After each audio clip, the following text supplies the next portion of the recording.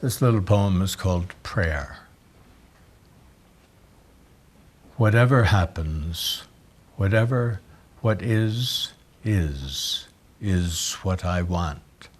Only that, but that. That's it. I'm a little proud of the poem because it uses the word is 3 times in a row and still makes sense. What is what I want. Galway has a way of addressing the issues that are immediate to us as a species. There is a way in which poets are called to reflect the times that they're living in. There is a social vision, there is a political vision in Galway's work, but maybe most importantly, that's matched with a kind of aesthetic power, and whereby those topics in the hands of others may devolve to pamphleteering or sloganeering. In Galway, he transforms these big topics of our times into art. And I would say that's one of the markers for me of his greatness, that he's able to address these matters dead on in his work without sacrificing his powers as a poet. According to Ed Hirsch, his poetry is both the poetry of celebration and the poetry of mourning. And I think that's what I love about it. It's very familiar, very visceral, very natural, and you can both laugh and cry and shout and feel extremely familiar. I think that's what I mean by everybody thinking they are friends of Galway. He offers himself to you in his work and in his life as well. Wait for now. Distrust everything if you have to, but trust the hours. Haven't they carried you everywhere up to now?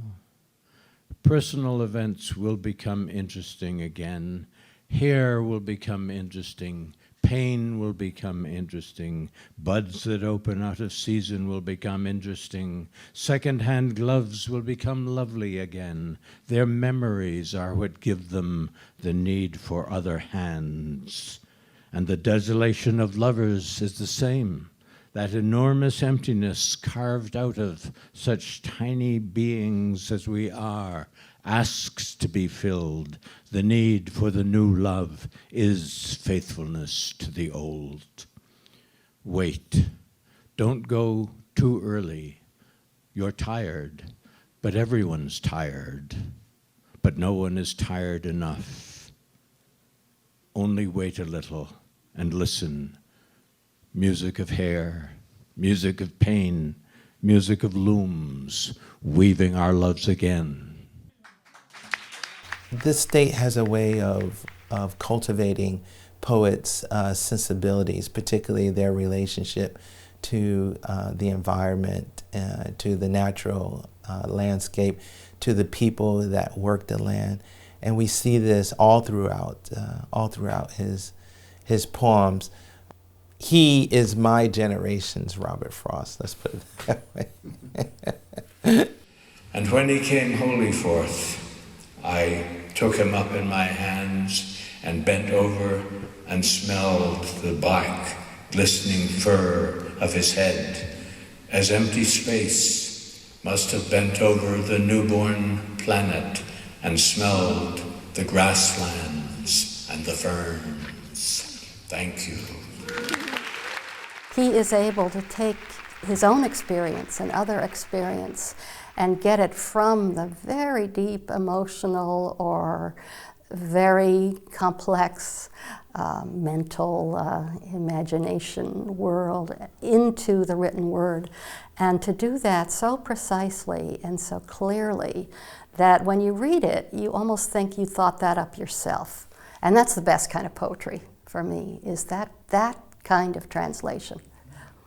As now we lie together after making love, quiet, touching along the length of our bodies, familiar touch of the long married, and he appears in his baseball pajamas, it happens, the neck opening so small he has to screw them on, and flops down between us and hugs us and snuggles himself to sleep, his face gleaming with satisfaction at being this very child.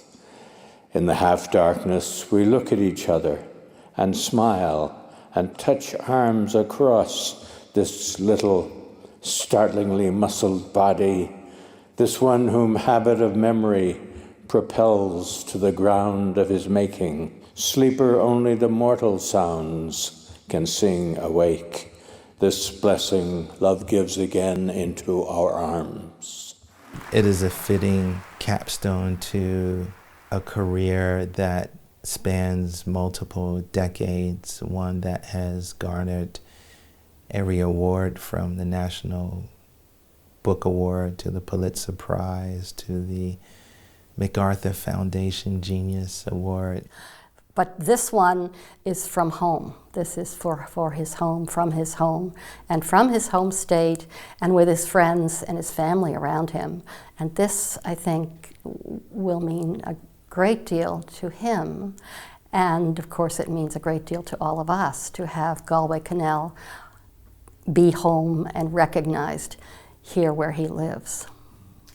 The rest of my days I spend wondering what, anyway, was that sticky infusion, that rank flavor of blood, that poetry by which I lived.